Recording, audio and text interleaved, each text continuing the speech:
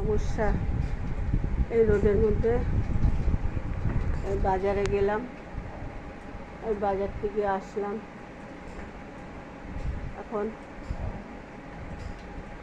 এখন আর রান্না বান্না করবো না, সে বিকেলবেলা করবো। মাথাটার দিকে তাকালে কষ্ট লাগে। তা একটাই কথা বলবো বন্ধুরা, একটাই কথা শুনে রাখো, কেউ কোনো বিপদে পড়লে বিপদ থেকে উদ্ধার করতে যেও না। তুমি আজকে বিপদ থেকে উদ্ধার করবে, কাজ মিটে যাবে, তোমার মুখে লাঠি দিয়ে সরে যাবে, বিশেষ করে নিজেদের লোকের কাছে। এই কাজটা অন্তত কখনো করো না। নিজেদের লোকেরাই বেশি সর্বনাশ করে।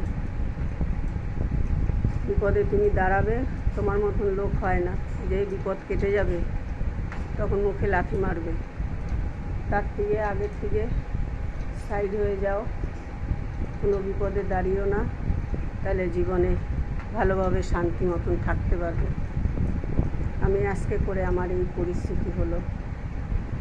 আমি অনেক করেছি লোকের জন্য, কিন্তু তার বিনিময়ে এই পেলাম। ভগবান যদি সহায় থাকে তাহলে তার বিচার সে করবে। আমি এই ভরা দুপুরবেলা বললাম, বিনা কারণে বিনা দোষে এই রকমভাবে গালাগালি খিস্তাখিস্তি করাতে আজকে আমার এই পরিস্থিতি হলো। তোমরা দেখো, শুধু একটু তোমরা বন্ধুরা আমার পাশে থেকো। আমার কাউকে আর দরকার হবে না। নিজের থেকে পর ভালো, পরের চাইতে জঙ্গল ভালো। এখন আমি একা, তোমরা আমার পাশে থেকো, লাইক শেয়ার কমেন্টগুলো করো। আমার আর বলার কিছু ভাষা নেই। আমি লোকের জন্য করে আজকে মুখে লাথি মেরে আমাকে এই জায়গায় ঠেলে দিল। তাকে এই জায়গায় একদিন পড়তে হবে। দেখো, আমি কোনো কিছু বলবো না, কিচ্ছু করতেও যাব না। এবার চোখের সামনে দেখবো সব দাপিয়ে মরে যাচ্ছে, আর এক পা আগাবো না, কারো বিপদেও দাঁড়াবো না।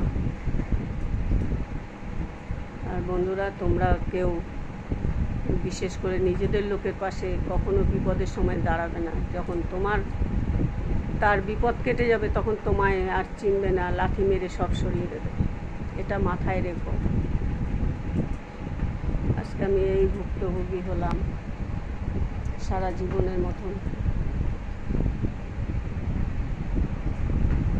এই যে আমার হাজব্যান্ড, দেখো, ওই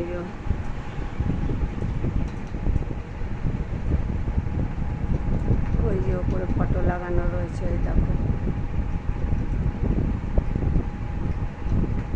কি মরার বয়স হয়েছিল, হয়নি।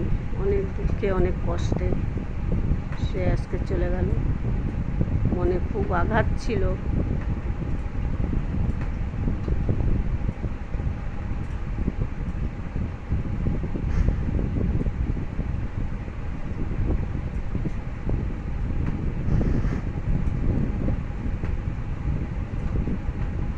আমি রাখছি বন্ধুরা, তোমরা একটু দেখো, লাইক শেয়ার কমেন্ট করে দিও।